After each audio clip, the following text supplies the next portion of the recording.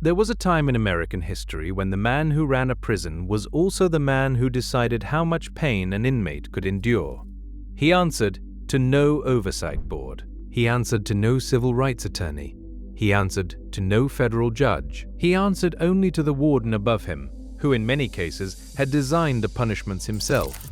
The tools that guards used for over 100 years in American prisons were not secret. They were official. They were documented. They were sometimes praised in public reports as humane alternatives to execution.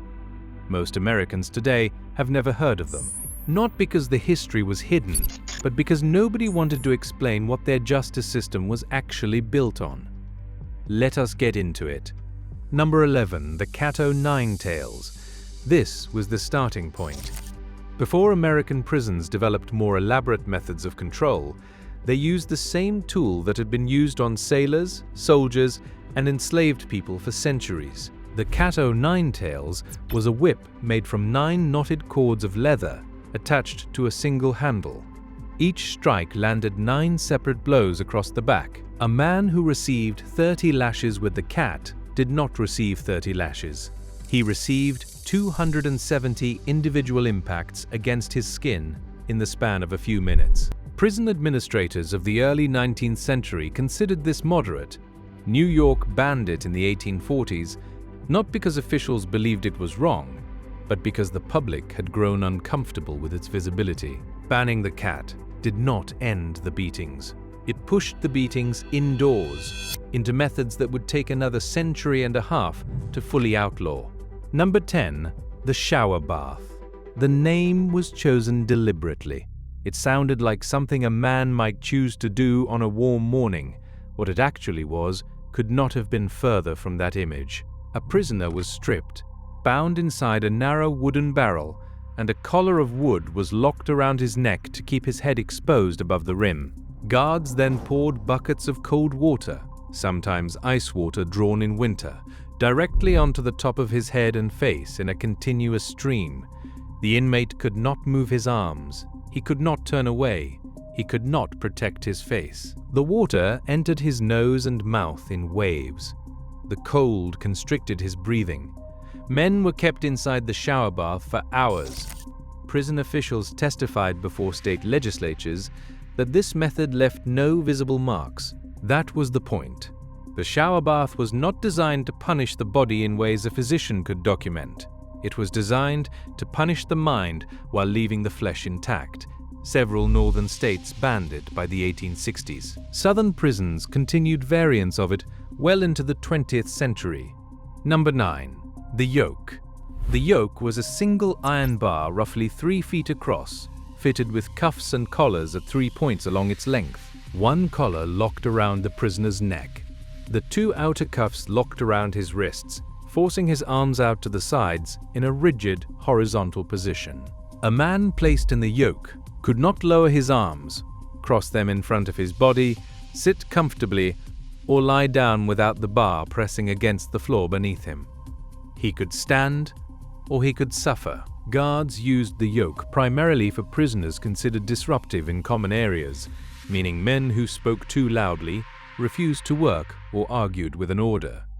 The punishment was called immobilization. What it actually produced was prolonged stress position pain in the shoulders, neck, and upper back, the kind of pain that does not produce visible injury but renders a man unable to lift his arms above his waist for days afterward. Prison reformers in the late 19th century documented the yoke extensively.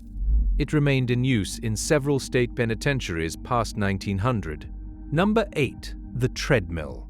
When the treadmill was introduced into British and then American prisons in the early 19th century, its advocates described it as a gift to the criminal class. Hard labor, they argued, produced discipline.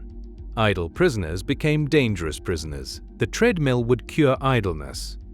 What the treadmill actually was a large horizontal drum fitted with wooden steps along its outer edge, like a water wheel turned on its axis. Prisoners were made to grip a handrail above them and walk the steps as the drum rotated beneath their feet. The drum was connected by gears to a millstone or a water pump. The prisoners were the power source. A man on the treadmill walked for 6 hours a day, climbing a distance equivalent to several thousand feet of vertical elevation, while going nowhere at all. Men collapsed. Men developed permanent joint damage. Men who refused to step were beaten until they stepped. Prison reports from the period noted that the treadmill was particularly efficient because it required no raw materials and produced no rest. The labor was its own punishment. American prisons phased it out by the early 20th century, largely because the machinery was expensive to maintain, not because the cruelty had been recognized.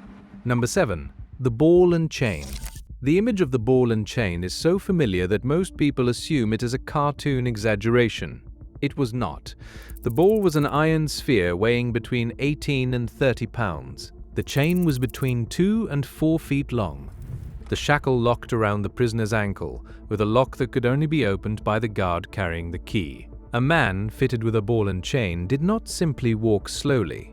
He walked with his entire gait altered, his posture compensating for the lateral pull at every step, his lower back absorbing a stress that ordinary walking never produced. In chain gang operations of the late 19th and early 20th centuries, men wore the ball and chain for weeks at a time, sleeping with it, working with it, attempting to bathe with it. The iron chafed through the skin above the ankle. Infection was common. Amputation was documented in cases where infection spread without medical attention. The ball and chain was not formally prohibited under federal standards until the civil rights era forced a comprehensive review of Southern prison practices. Number 6. The iron mask. The iron mask had 2 purposes, and prison administrators were transparent about both of them. The first purpose was restraint. A prisoner locked inside the iron mask, a heavy cage of metal bars that enclosed the entire head, could not bite a guard, could not spit, could not speak loudly enough to be understood. The second purpose was humiliation. A man walking through a prison yard wearing an iron cage on his head communicated something to every other inmate watching him. It communicated that resistance had a visible, degrading consequence. Some versions of the iron mask included an interior plate that pressed against the tongue, making speech not merely difficult, but painful. Men wore the mask during meals, unable to eat normally, dependent on guards to decide when and how they were fed. The psychological function of the mask was understood by the men who designed it.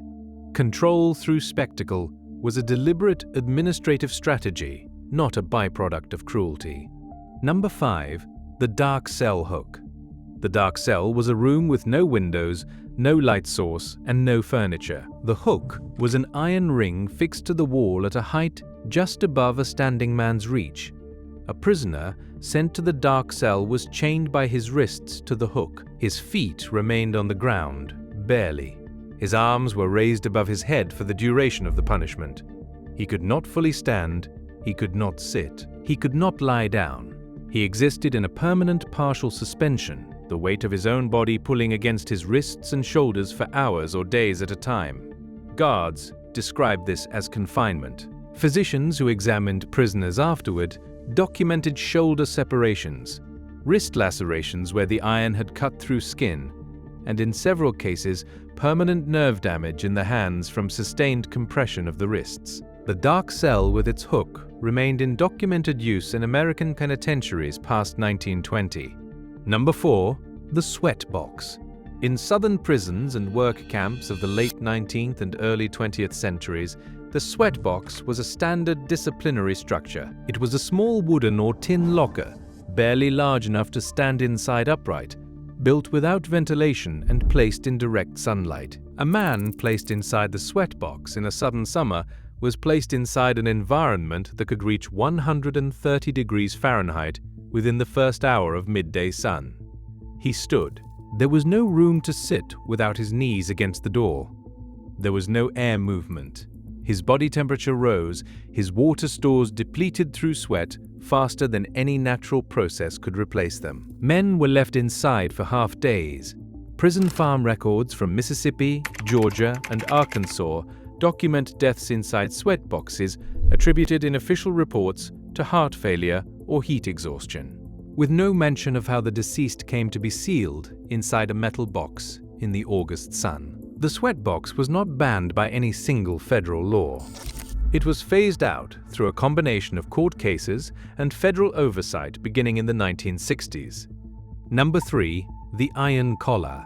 The iron collar was designed around a single insight that its inventors understood completely. A man can endure a great deal of restraint as long as he can sleep. Remove the sleep, and the restraint becomes unbearable within days. The iron collar was a thick metal ring locked around the prisoner's neck, fitted with long iron spikes pointing outward in every direction, sometimes 8 to 12 inches from the collar's surface. The spikes did not touch the wearer's skin. They touched everything around him. A man wearing the iron collar could not rest his head against a wall.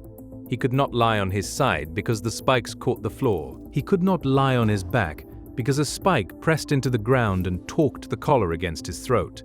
He could sit upright, motionless, or he could remain in pain. Men sentenced to the iron collar were sometimes required to wear it for a week or more. Sleep deprivation, which modern medicine classifies as a form of torture when deliberately induced, was the mechanism. The iron collar was its delivery system. Number 2. The wooden horse.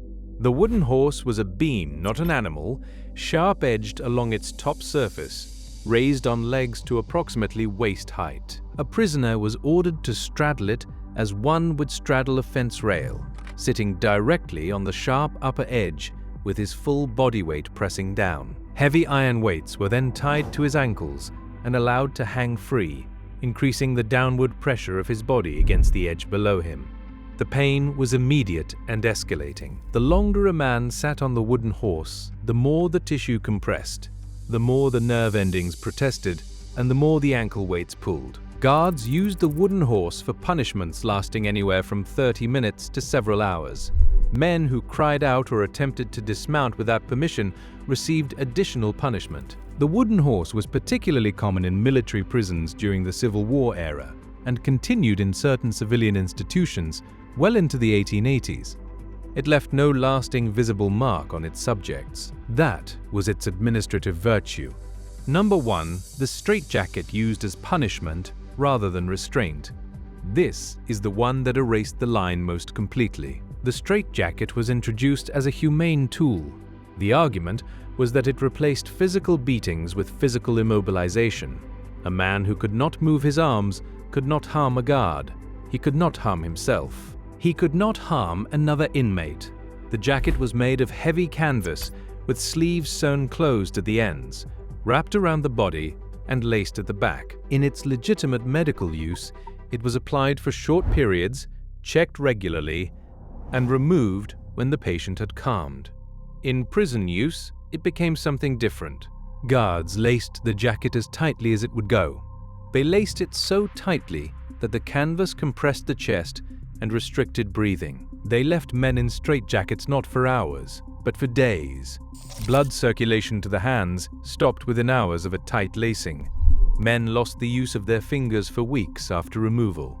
Ribs were cracked by the sustained compression. In at least a dozen documented cases between 1900 and 1940, men died in straitjackets from respiratory failure brought on by chest compression, their deaths recorded as natural causes. The straitjacket was not banned outright. It was regulated, and the difference between a tool of restraint and a tool of torture turned out to be the intent of the man holding the laces.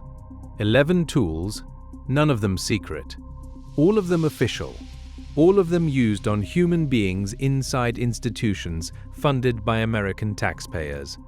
They were not the inventions of sadists working alone in dark rooms. They were procurement items, budget line entries, things ordered from manufacturers and delivered to prisons the way furniture is delivered to offices.